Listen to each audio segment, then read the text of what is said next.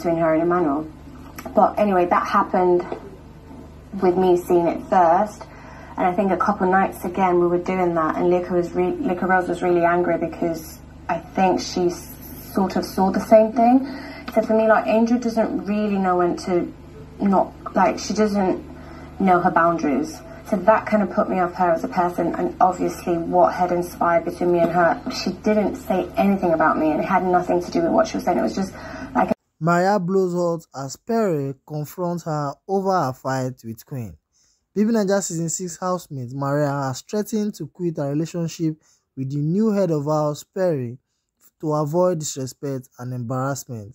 She made this known while having a conversation with Perry that she is going to tell the other housemate that she no longer wants to be tagged as his love interest. Maria told Perry that her entanglement with him is killing her vibe and bringing disrespect upon her. She advised him to also let everyone know that they are done. Her decision came after she got insulted by new housemate Queen during a heated altercation. According to Maria's version, Queen met her discussing with KV and demanded her attention. Maria claimed that Queen, who came to the house just a few days ago, wasn't polite enough when she spoke to her, and she walked away.